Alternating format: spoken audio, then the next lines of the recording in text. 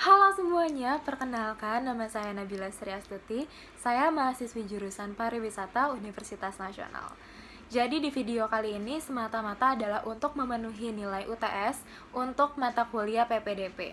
Sebelumnya, saya telah diinstruksi untuk menganalisis dampak dari COVID-19 terhadap destinasi di Indonesia.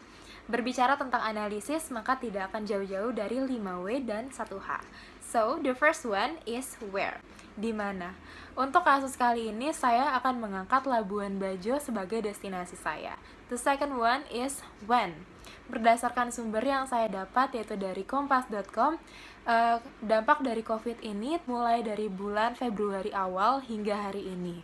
Namun, pada dasarnya, COVID-19 ini adalah sebuah force major, yang artinya sebelum hal ini terjadi, kita juga tidak tahu sebenarnya kapan COVID ini akan berlangsung, dan begitu pula kapan COVID ini akan segera berakhir. The third one is what? Apa? Seperti yang kita ketahui bahwa dalam industri pariwisata di Labuan Bajo sendiri sebagai attraction ya, itu dikelilingin oleh berbagai rantai. Dan begitu COVID ini datang, oleh karena itu pasti banyak wisatawan yang tidak bisa bepergian. Maka industri pariwisata di Labuan Bajo sama dengan nol. Jika melihat berdasarkan sumber yang saya dapatkan yaitu dari kompas.com, pada Februari hingga Maret di 2019 dan di rentan waktu yang sama pada 2020 terjadi penurunan jumlah wisatawan sebesar 50%. Di 2019, Februari hingga Maret terdapat 6.308 wisatawan asing yang datang. Namun, di 2020 dengan rentan waktu yang sama hanya sebesar 3.459 wisatawan asing. And the fourth one is who. Siapa sih sebenarnya yang mendapatkan dampak terbesar dari COVID-19 ini? Jadi seperti yang kita tahu bahwa sektor industri pariwisata di Labuan Bajo seperti perhotelan, jasa food and beverage seperti kafe, restoran, dan industri-industri lainnya harus mendapatkan dampak buruk berupa perekonomian yang sangatlah anjlok. Tidak ada tingkat penjualan, tidak ada tingkat pemasukan, dan oleh karena itu mau tidak mau mereka harus merumahkan dan tidak juga sedikit yang harus mem-PHK-kan karyawan mereka. Tercatat dari kompas.com sebanyak 73 karyawan telah di-PHK dan sebanyak 1.506 karyawan yang sudah dirumahkan hingga waktu yang tidak ditentukan. The next is why. Kenapa sih hal ini bisa terjadi? Seperti yang kita tahu bahwa dunia saat ini sedang mengalami pandemik berupa wabah yang namanya COVID-19.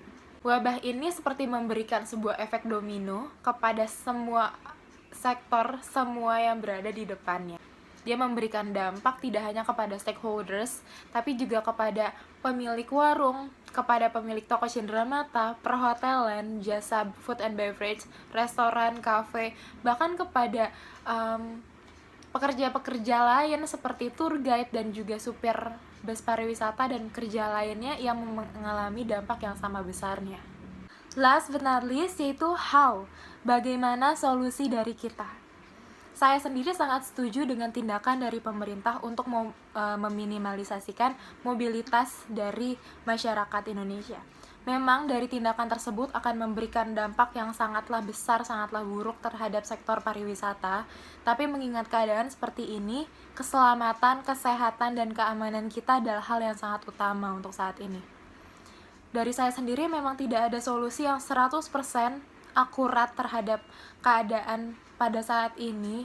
Tapi yang paling tidak yang dapat kita lakukan sebagai pelaku pariwisata,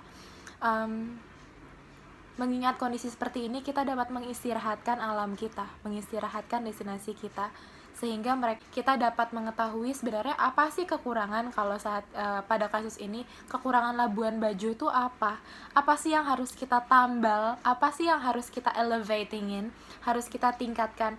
Jadi ketika nanti pandemi itu selesai, kita sudah well prepared, kita sudah welcome, kita sudah open, dan kita bisa meningkatkan kualitas, kita bisa memberikan top experience kepada para wisatawan yang datang dan sudah well prepared.